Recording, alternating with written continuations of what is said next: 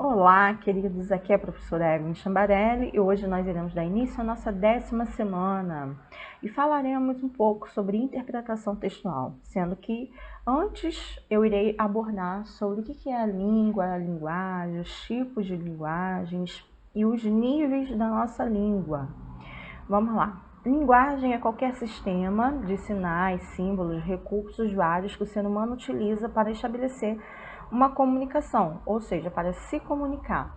Código, a língua, ela é um código verbal pertencente a determinado grupo de indivíduos e existem duas modalidades de língua funcionais: a língua culta ou padrão e a língua popular. A língua culta ela é baseada na norma culta, é a língua literária, é aquela utilizada pelos veículos de comunicação em massa, aquela que se preocupa com as normas gramaticais.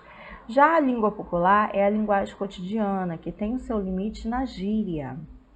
E quando nós pensamos em linguagem, nós temos 3 tipos de linguagem: verbal, não verbal e mista. A linguagem verbal é aquela que é feita pela escrita. A linguagem não verbal é aquela que é estabelecida através de gestos, símbolos, códigos, sem escrita. E a mista é quando eu tenho as duas. A exemplo, as histórias em quadrinhos, uma charge. E para isso, nós temos o que nós chamamos de signos, e é englobado em significante e significado. O significante geralmente são sons, letras, significado são ideias, conceito. Então ali, significante, mesa, cada letrinha é o significante.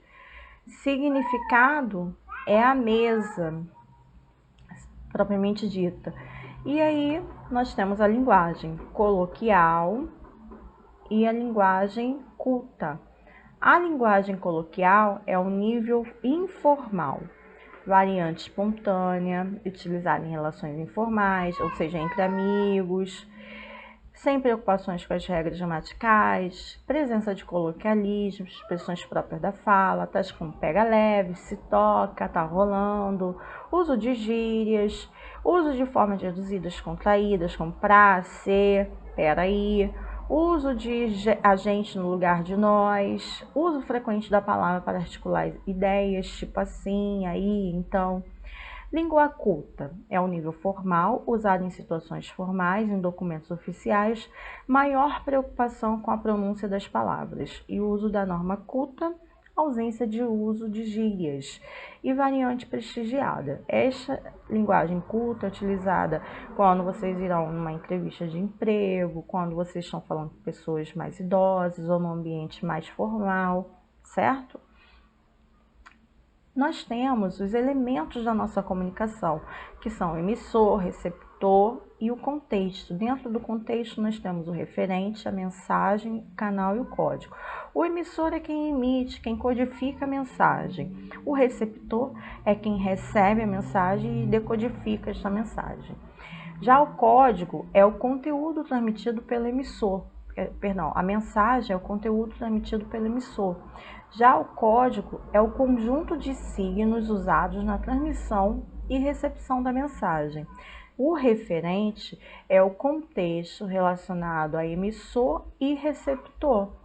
E canal é o meio pelo qual circula a sua mensagem.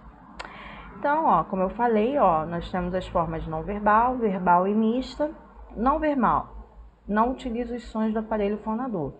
Verbal, utiliza os sons do aparelho fonador.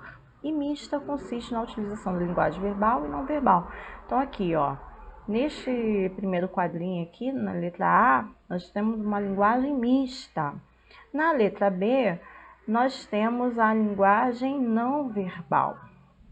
Na letra C, nós temos a linguagem mista.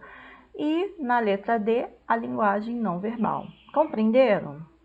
Muito bem. Então, vamos lá. As palavras, elas podem assumir 2 sentidos, o sentido denotativo e o sentido conotativo. No sentido denotativo é quando nós temos o sentido real, o sentido dicionário, quando se trata de texto científico, enfim. Já o sentido conotativo é aquele sentido figurado, metafórico, texto literário, certo? Ou seja, da imaginação. O conotativo é imaginação e o denotativo é o real. Ali nós temos o presidente dos Estados Unidos e um ratinho só ao redor da mesa dele.